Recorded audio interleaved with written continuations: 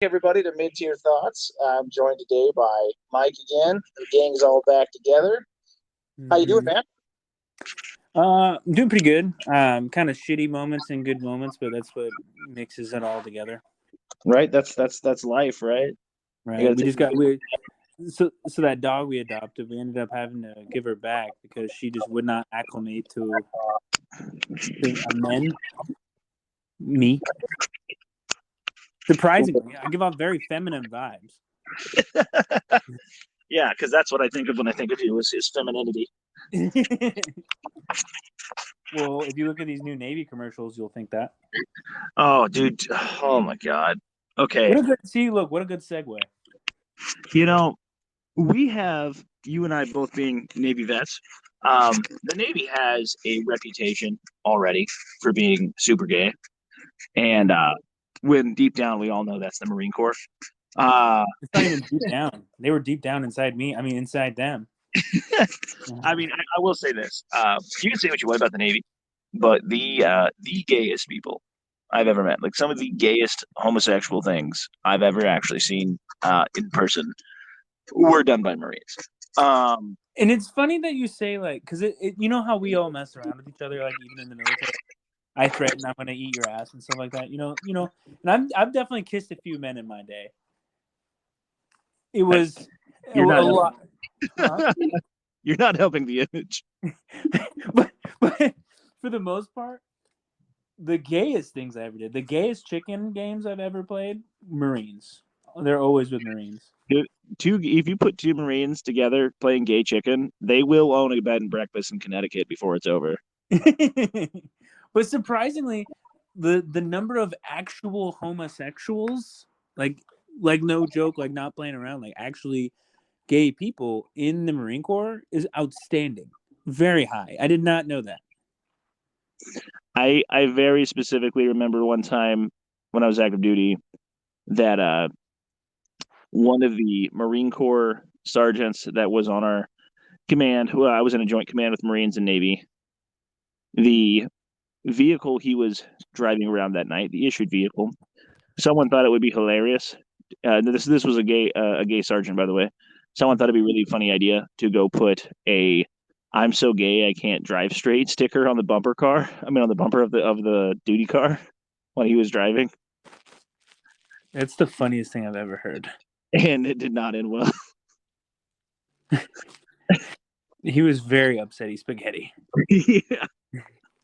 So moving forward with the Navy, for those who are unaware, the Navy has this digital ambassador program, which is basically a recruiting program without calling it a recruiting program. It's supposed to be like, oh, look, we're gonna pick sailors that are totally cool in the Navy and make them look like, hey, look, the Navy's so great, it's so fun. And instead of being like, hey, let's take this hard charging badass who's like just a stud and let's do like a super hype tactical video and like get these young kids ready to like go serve and die for their country.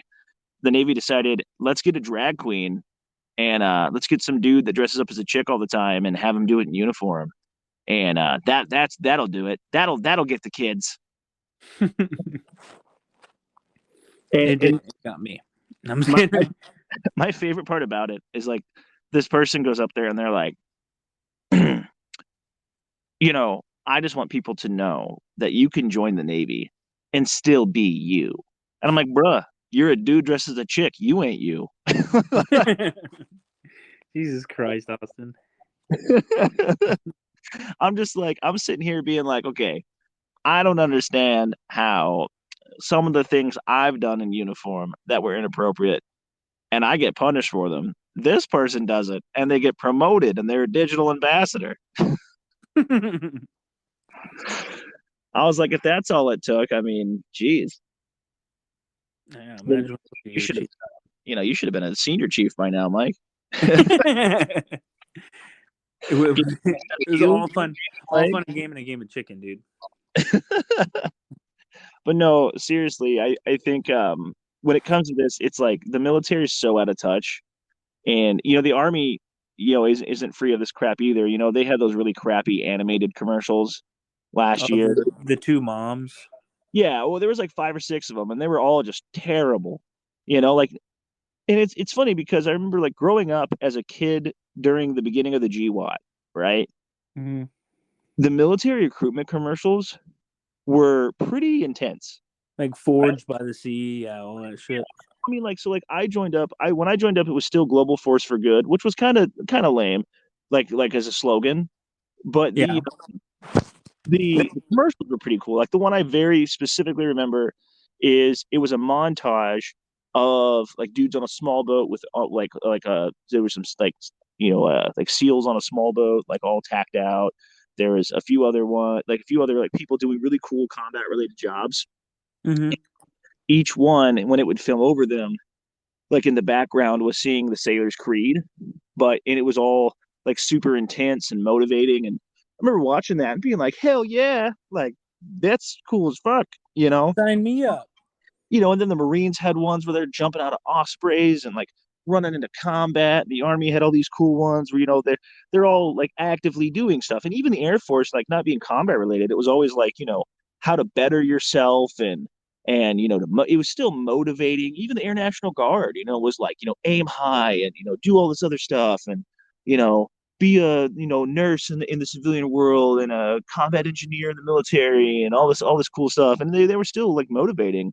And then you see this and you're like, what? Like, I can't imagine, like some kid, 18, watching this and being like, I'm going to die for that, man. I'm willing to give my life for this. You know? Different demographic as well. I think they're aiming at a different crowd of people, I do think, as well in that, but it's not the right kind of crowd that you want to attract. That's going to be like, yeah, I trust them to keep me safe at night. You know? Well, and with that, I mean, if we're being truly honest about it, the military is like, I think that it's like all veterans together combined. Someone said made somewhere around like 7 or 8% of the country, right? So it's a very Yeah. small subset, and that's every veteran that's still alive, right? So we're talking like World War II forward, Yeah. right? So I think like the actual people in enlisted in the military is something like 0.03% or something like that, or 0.3%. Hmm. Um, so if 0.3% of the population joins the military, and if something around like I think it's like 3% of the country like identifies as LGBT or whatever, and 0.3% of that group is going to join the military, you have focused your recruiting efforts to a very, very specific, very small margin of people. Don't you know the cool thing is to be like the most woke as possible, though? When it's like, I'm sitting here like, did you guys learn nothing from Bud Light? you know, like I don't get it. Like I would think like someone high up would be like, hey, this whole like Bud Light thing's not working out for these guys. You know what? We should do it in uniform. Like what? I don't understand. I think the military as a whole is super out of touch. I think the Navy specifically, and I'm sure other people might feel similar about their branches. I can't speak for other branches. I only have my experience from the Navy. Um, the Navy has forgot what it means to be a war fighting branch. Yeah. In my opinion, I think they've fully gone full corporatist, full woke. Um, and the sad, scary thing about that is when people talk about like World War III, specifically with China, it Yeah. will be a naval war reminiscent of like World War II in regards of like how navies will be used. And we'll have to take control of the Pacifics. I mean, this is going to be the Navy's time to shine, and we forgot how to do it. It's gonna be really eye opening to see actual combat or anything that's gonna happen um, in this current generation that we have, though. It'd be pretty insane. Yeah, I was just talking about this with somebody the other day, and I said, I remember I was only 8 when 9/11 happened, but I still remember it. And I remember like on, people talk about 9/12, right? The day after 9/11, everyone was united. You look at like, for example, December 7th, 1941, Pearl Harbor, right? As Mm-hmm. soon as the news gets out and hits the radios, you got mile-long lines of people waiting to enlist. I mean, back then, their rating system, people were 4F, meant they couldn't join. Like people literally killed themselves because they felt ashamed that they couldn't go serve their country. Yeah. I just don't see that happening today. I mean, I fully think that like you could legit have like a Red Dawn or or a 9/11 or a Pearl Harbor type scenario today. Like China could come out and just hit Pac Fleet in San Diego, and I honestly don't see the World War II turnout. I No, don't see no, no people. one's joining. Everyone's gonna go, wow, I hope some strong men get together to go fight that. you know yeah, I mean, like, exactly, like, meanwhile, like, the whole woke crowd's going to be like friendship is power, and rainbow parade, like, as they're getting lined up against the wall. Or even worse, like, you know, even worse, like maybe we deserved it. Yeah, when people say stuff like that, it's like, yeah, dude, that's like saying, hey, I hope the pilot crashes this plane because he's kind of a douchebag. Oh wait, I'm on the plane. Mm-hmm. Yeah, I don't understand that mentality of people like wishing for the demise of the place where they live like that. It's just, yeah, they think they're, it's because everyone loves the communist idea because they think they're going to be an artist or some fucking important thing. What they don't realize is that they're the common workforce. Yeah, no one thinks of themselves in the communist utopia as like the dude that has a potato for dinner, and that's a delicacy for him because he spent all day in the salt mines. Yeah, And people look at all of these other, they look at they never look at the bad examples. They only look at good examples, and not even good examples. Like China, while it is politically communist, like, the whole reason it's been successful is because it just takes what it needs from its people. Like, it just devalues its currency and ruin its people's lives to stay afloat. Like, it's a communist country that takes from everyone, and because without question, and like, there's people who live in abject squalor, and the only places that are like really doing well, as far as like the big cities, they're literally called like free capitalist zones, where they're like, okay, yeah, communism works, except in these areas we're kind of just going to let capitalism take over because that seems to be effective. exactly. Like, oh yeah, Beijing is so great. Yeah, communism works a lot for the 1%. Yeah, exactly. And you look at any communist country, the major economic centers, the big cities, are always well funded because they want the tourism, they want to look good to the outside public. Anyone immediately outside that area is like the poorest of the poor.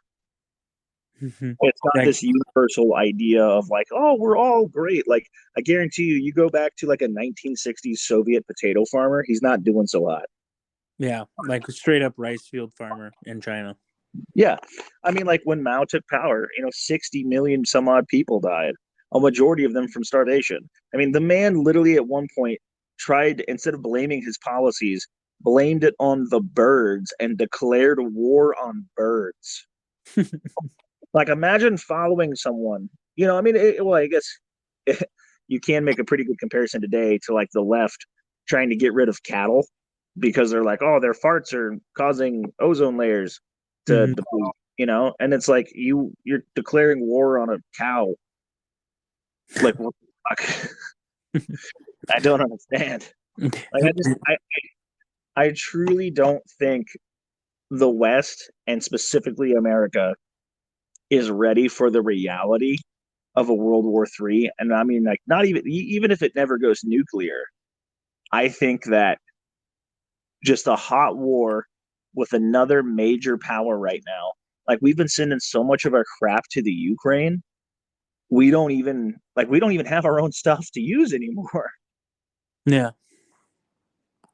It's ridiculous, man. I just think the country is unprepared. Um, I just think we're in a bad spot. I think that, like, as a whole, like, no one wants to join up. The military has been 5 years of not hitting its recruitment goals. They're super out of touch. Those that are still in can't wait to get out. right I here. That was me. Yeah, I mean, I don't know a lot of people who are sitting there. Like, I know people who are like 16 years in, and they're like, okay, well, like, they're way past the halfway mark, right? And for me, like, being a reservist, like, my contract's up in December. That'll be 11 years, and I'm done. I'm out. Can't do it Mhm. anymore. And the Navy's changed so drastically in this last decade. Like, I was just talking to my grandfather about this too. He's a 20-year Navy vet. He was a Mustang, so he, made it to chief and crossed over to the officer side. And I was talking to him, and he's like, he was saying, sometimes he thinks, man, I'd do it again. And then he looks around at what's going on and he's like, but not in this era. Yeah, never in this one. Yeah. He's like, you take me back to the 50s to the 70s when I was in, I'd go back. You do it now? Nah. I would yeah, get out, go make a career for yourself. My grandfather's also the guy who I remember him telling me stories that he would always, tell my grandmother, hey, make sure you iron my uniform, um, in case we go to war, I got to look good to go. And when he served during Vietnam, and he would always say, it may not be a good war, but it's the only one we got. Jesus, man. Yeah, Different generation. for sure. For sure. I mean, I found this clip again. I'd seen it before, and it was I want to say it was like a World War II or a Korea vet on some kind of parade, and there was people out there who said they were vets and they were protesting something or whatever, and he got really mad at them for protesting again. I think they were protesting against Iraq, and he got really mad at them. He's like, give me a Garand, I'll shoot these commie bastards. Oh yeah, I remember that. And they're like, no, you can't say that. Yeah, and it's like for real, it was a different generation for sure.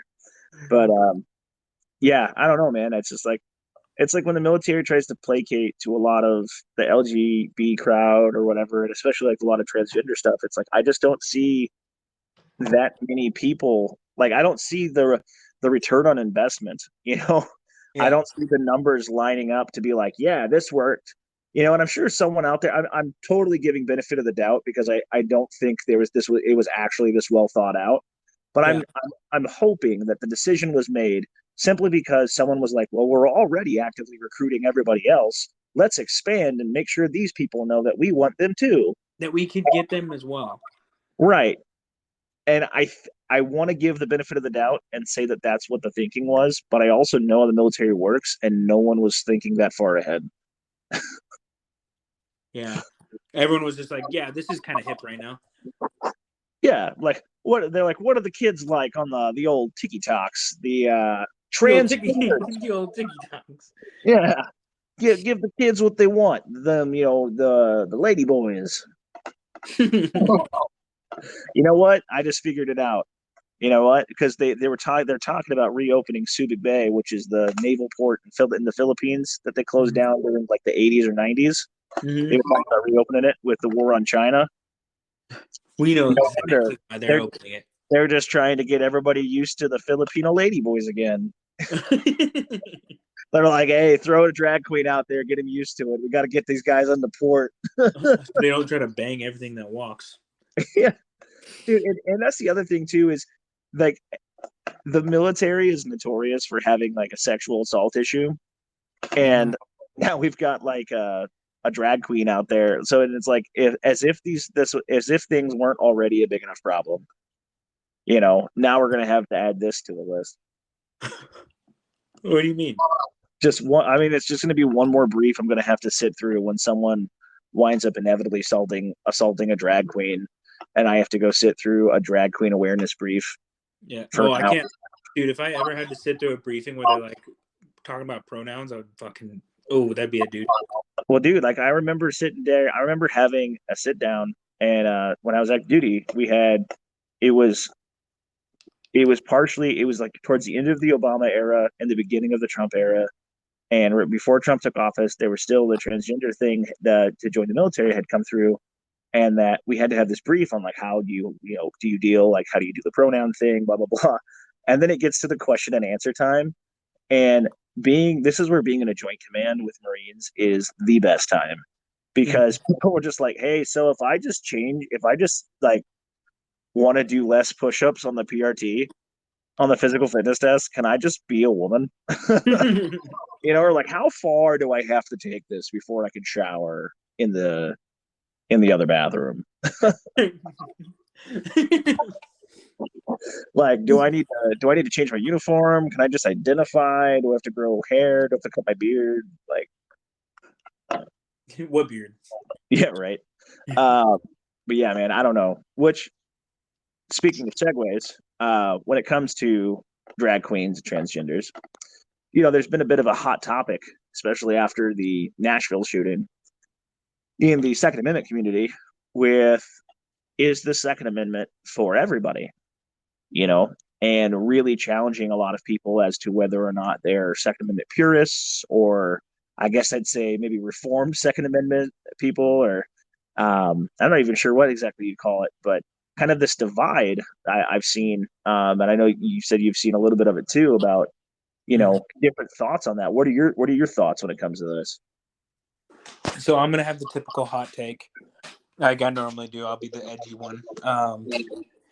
I'm a kind of a purist on it. I'm a big stakes on, if you're a United States citizen, this is your inherent right. This is your, as you two put it last week, your God given right, and it doesn't matter what side you're on. It's your right. Um, it's echoing really really bad in your mic, by the way. Oh, okay. Let me fix that. There you go. Yeah. So I'm like I said, I'm kind of a purist on it. I think it's your right. You deserve to get it. Are you going to be on my side? Probably not. But that's why I need to train harder. I need to be better. I need to educate myself further. That way, even though you are armed, you are a threat to me. You're not. I'm trying to minimize the threat as much as I can without. Because you can't just be like, well, I deserve Kool-Aid and you don't, based on what I believe in. Right, right. I think it's interesting because on one side I look at it and I'm like, man, I ask myself, should we be arming the enemy?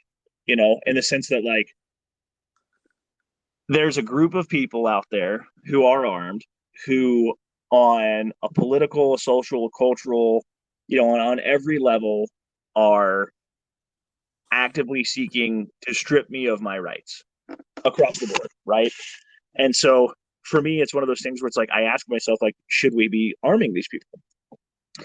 And then I have to, kind of reel it back in and go, okay, well, if I think, if following the train of logic, if I say, well, I don't want these people armed, they're saying the same thing about me. Who decides who's right? Yeah. That makes it the government's decision, which is never going to side in my favor. So Right. I don't want to That give no one gets anything. exactly. So it's like I don't want to give that up to the government. And I think one of the interesting things for those who do think that legislation or other things need to step in for this, one interesting thing to point out is when the Civil War happened, what you didn't see happen before that? Legislation to disarm the South. Yeah. Like, as the two people who were very adamantly opposed on issues, major issues, that did wind up going to war with each other, right? Yeah. But they didn't say, hey, Southerners shouldn't have guns. Not one. Yeah, I know. Northerners shouldn't have guns. I mean, like, both sides, that never crossed their minds. And it wasn't until the Union troops came into the South and were like, okay, yeah, so we're gonna have to, Just start taking your guys' stuff. That they were like, and we're gonna start occupying these armories and making sure you guys don't get weapons. That the shooting started in Fort Sumner. yeah. Until they started, "Hey, we're going to disarm the populace," which is, kind of a turning point in a lot of different situations. No, exactly. And so I think it is a really interesting, and I get where people are coming from, because it's a very interesting question, right? Because, it's okay if I know there's a group of people that if there was a civil war and they won, they would not want me armed. They Yeah. would want themselves in power and themselves armed. Would I want to be on the losing side of that? You know, no, I definitely wouldn't be. I wouldn't want to be. So I understand the idea of, like, hey, if I'm seeing these people as my enemy, on a social, cultural, and political level, I don't want to be aiding my enemy. And I think that what is being confused sometimes, though, is I think you can step up for your rights as a Second Amendment America, for the Second Amendment as a whole, without actively supporting other groups. You know what I mean? Like, I think you can come out and say, yeah, I 100% believe the Second Amendment is a human right, but I'm also not going to support, like, your individual group itself. Like, Yeah. you have the right to go and get a gun, do whatever you want, but I'm not going to help you with it. I'm not going to tell you what to go buy. I'm not going to show you how to use it, right? If I don't agree with you, I'll save that capability for me and my guys because my job is to make sure that we can all be armed, but I need to be better than you. Yeah, exactly. You need to be more prepared, well trained, everything in that fact. Because you know, if you train harder and you do better than them, that's all that matters at the end of the day. Everyone deserves it because it's their right. But at the same time, you need to take your own initiative and really put yourself in gear. Like Lucas Bakken said about a lot of his stuff, he doesn't um, just inherently say, no, certain people cannot buy my stuff. But he puts out there he's against abortion. He puts out there he's anti-trans. He puts out there that he's very religious, these things, because he doesn't want people buying his stuff that he wouldn't like. If you don't support him, don't buy my stuff. And this is what I believe in, and I'm going to be very adamant and open about it, and I respect that about him. Right. And I think that's the best way to go about it, right? Is I think that like the whole idea of like, hey, not arming your enemy, if that's the way you want to go about it, I think it can 100% be accomplished without going the route of getting the government involved, right? Like if the gun community as a whole was like, hey, this is what we believe. If you don't want any part of that, there's the door, Yeah, and stuck to that and put their ideals before the dollar. I think that's how that's what you would see is you would start seeing, people voluntarily separating themselves from that. yeah, Um, they wouldn't support you. They'd be like, hey, go ahead and buy it if you want, if you don't believe in what I believe in. But you're just supporting a company. It's like the whole Chick-fil-A debacle, you know, like, oh, Chick-fil-A doesn't like gay people. Gay people stop buying Chick-fil-A. They never said, hey, we won't serve gay people. yeah, They just exactly. they just said, well, this is what we believe in. Yeah, and so I think it's the same thing. Like when it comes to the gun community, especially if you have companies that go out there and they say, "Hey, this is who we are. This is what we believe. This is what we support. This is what we don't support. If you want to say, if you want to support us, great. If you don't, there's the door. But just keep in mind, every dollar you throw my way goes to supporting the causes that I endorse. Right. The same thing goes for voting with your dollar on anything. Like look, like again, going back to Bud Light, right? How many people were like, nope, don't agree with the messaging. I'm not buying Bud Light. Yep. And it's all the problem is solving itself. They're down almost 30% from last year in their sales numbers, right? So it's the same thing to where it's like if you got FFLs or different companies and gun shops that just came out and were like, I disavow any and all communists, any and all fascists, any and all whatever authoritarians, right? I'm about freedom.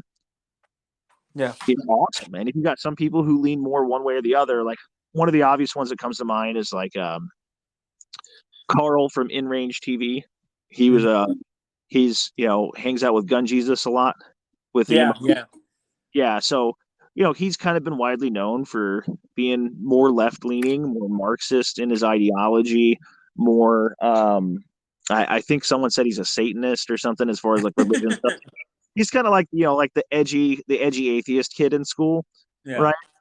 And he's out there and he'll hold these matches where he brings in anyone and everyone, and people show up from all walks of life. And the thing with that is, if you don't support it, don't go. Don't give them your money. I know a lot of people that like I don't really watch In Range TV anymore. Just and it's not so much because of Carl. It's more like him and Ian split, and I was always more interested in what Ian had to say anyway. Yeah. So it's one of those things where I do know people though that did stop watching him because of different ideological things, and there's nothing wrong with that. I fully support that. There's people that I don't want to give my support to because I don't agree with what they're doing, Mhm. and whether it's views or money or things like some people cancel Disney Plus because of whatever scandal, or some people cancel Netflix, or they don't shop at Starbucks, or they don't go to Target, or whatever it is, right? And Mhm. that's where your convictions are, and you're putting your money behind it. So I don't think we necessarily need someone to step in. And I think the thing is, like right after the shooting in Tennessee with that trans person that did it, um, there were people on the conservative side who were calling for some type of registration, or not registration but legislation being Against trans buying guns. Yeah. yeah, yeah, and it was like, wow, that's the pot calling the kettle black right there. It's like, are we not holding to our convictions the minute it's inconvenient? You Yeah. know, Yeah. because like the whole conservative argument is that dangerous freedom, right? That with freedom comes an inherent danger because you have the freedom to do things, which means people have the freedom to do things that you don't like. And unfortunately, sometimes that involves crime, including murder, right? Yeah. Well, the It's idea, part of the. It's part of the. It's the coin. You know, it's both sides. exactly. And with freedom comes responsibility, right? And comes consequences. And I think we've gotten to this point to where it's like we forget that just because we have the freedom to do something, like you see this a lot is where people like or like I that's my right to do this. But like, yeah, and it's also my right to do my side of the bar. You know, it's your right to say whatever you want. Right. And it's my right to call you an idiot. Like there's Yeah. consequences for your actions. You know what I mean? Like just you can't like having freedom doesn't mean you just get to go up and say whatever and no one else retaliates in any way. Right. Like people then all are going to utilize their freedom to do so. So, that's kind of my thing on it is it's interesting to see how quickly the argument dies for freedom. Yeah. The minute that it's politically inexpedient for either side, and Mm-hmm. it just becomes who's holding the bag at the The time. dude, a huge one. I know we keep on bashing on the right. I don't know if our viewers and stuff don't know this, but I lean very middle. I'm like very libertarian in my views. I think they figured it out by now. But we keep on bashing on the right because they do it all the time. Like one of the big things I saw was they're like, Facebook's so stupid, this and this and this. They censor what you can say and all this bullshit, right?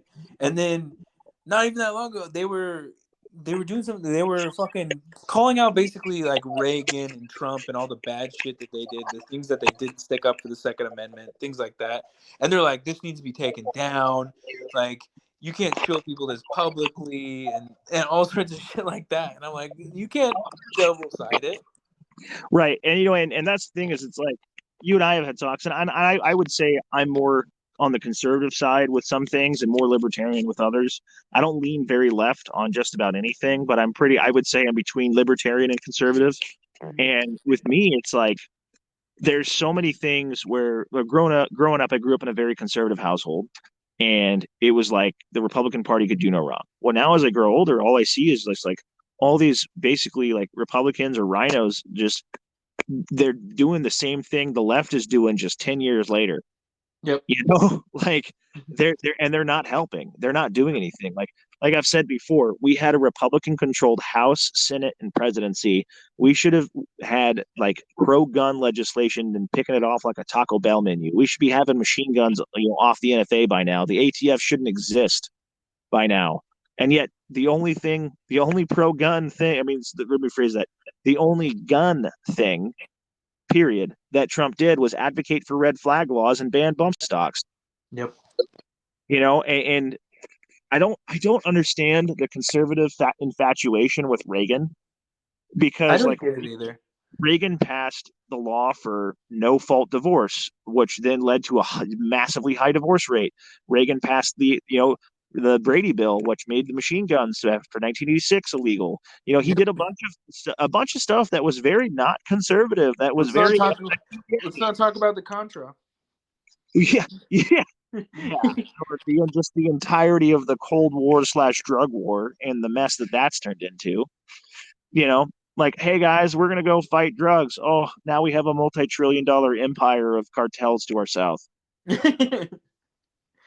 Dude, it just confuses me, man. I don't get it. It's just Down to it, I think my take on it is that ultimately, we got to stick to our convictions, but we have to also, if we're going to try to stand on the moral high ground for the Second Amendment, we have to be consistent, and we can't just pick and choose when the Second Amendment applies. So I think the Second Amendment is for everybody, but as a right. But I think like the employment of such, you can get around things like that. Like that's where you can start making those choices. Is being like, I'm not going to train with certain people. I'm not going to teach people that don't agree with me on my ideology or my life view or whatever when it comes to rights. I don't want to make them better, right? yeah. Um, that's where you can start drawing those lines, in my opinion. Is that like for example, if there's the Socialist Rifle Club down the street, and they're like, "Hey, we found you on Instagram. Super. We think you're super. Cool. We want to come train with you." And not a communist. That's where you can make those decisions. You don't have to be friends with everybody. Yeah, 100% agree, man. Like, I feel like it should be more handled like professionalism above all. Like Lucas Brocken does. Like, go ahead and buy it, spend your dollar on me. But this is what I believe in, and I believe in your views. And if you do believe in those views, I'm not going to sit here and be like, I'm not going to sell to you or something like that, right? It's going to be Yeah, more of like, okay, go ahead. I'm not going to train you. I'm not going to make you a better fighting force right. to fight me later on. Yeah, because they say they say the gun is a great equalizer, right? Like you always get the trope about like, oh, the a gun is what makes a 5'1" woman at 110 pounds, and a 6'3", 250-pound man. That's what equalizes them is that firearm. It's like, yeah, until they both have a gun, Yeah. right? Then what equalizes them is one having better training than the other, you know, and because any idiot can have a firearm, and I remember during the whole, Antifa stuff over the last couple summers, there was all kinds of videos of like retards trying to load AKs and couldn't figure it out, or, they had these cucked 10-round mags because they lived in the crappy states and they're like, oh, we got this, blah, blah, blah. And, they don't know anything about what they're doing. Or there was like the whole, I can't remember what they are, but they were like the Black Panther Rifle Club or something like that walk around for a while and kept negligently discharging like every time they were in the news. And like it was like they were in the news like three times, and each time it was because someone in their group shot someone else in their group on accident. And it's things like that where it's like, okay, the bar is pretty low. So if we're all on equal footing and we all believe to be on equal footing, then just go train harder. Yeah. I Like think that be, should be also that better. comes down to character, man. If you say you're about this life, you're about everything, and you want to be a part of this, you want to defend your family, it comes down to how much you actually are dedicated to the cause. Are you going to go out and put out the hours? Are you going to do it? Yeah. That's the big thing. And a lot of us, a lot of people out there are a lot of talk and not willing to put the time in and the blood, sweat, and tears. And that's the thing is like, someone somewhere out there is training to kill you. You need to be harder, faster, and stronger. Yeah. You need to be, better than whatever they got coming at them. So coming at you, you got to be better than they are. That's a big thing, and then building community and building this idea, building a group of people you can rely on. Because I think that's the other thing that where the left succeeds is that they have a mob mentality and they will form groups around a single ideology. Whereas a lot of people on the right like have a really hard time getting into community, and you can't do this stuff alone because the mob's going to pick you off. Yeah. Well, I mean, we see that now. Yeah, you gotta Community find win. it. You got to find a group of people. You got to find community. You got to, and I don't mean community in the sense of like, oh, I got four dudes I go train with super hard. Like that's great too, but like you need people you're doing life with, like people you bond with, people that are, you're doing stuff together, not just the training side, but everything else because you got to be able to depend on each other. Yeah. Well, guys, this one's a little bit shorter of an episode for us. But I thank you all for checking in. Don't forget, Men with Green Eyes, 10% off, mid-tier 10. Description will be in it'll be in the description for the link on that. Also, if you haven't seen it, Boogeyman Actual has got a new shirt out, pretty sweet, white shirt with a red logo and Godwin's on the front. Got one myself. It's pretty dope. Is So it check. really? Yeah, I want to getting one from him. It's pretty sick. Hell yeah. Yeah. It's pretty sick, dude. So it's a cool shirt. I really like it. Oh, hey, we should do a special episode next week. I think I'll be in Spokane. Oh, for real, sick. Yeah. I got some patches for you from a few things. So I got some stuff to catch you up on, man. Hell yeah. Um, Sick. So yeah, hey, if you're here and we can do this in person, that'd be sick. Yeah. Um, Other than that, guys, don't forget, I've got a link tree on my bio if you want to get discounts on a few things. I'm setting mine Um, up still. what was that? I'm setting mine up still. Okay. Yeah. So Mike's eventually going to have one of those up there once we get them all spun up on that.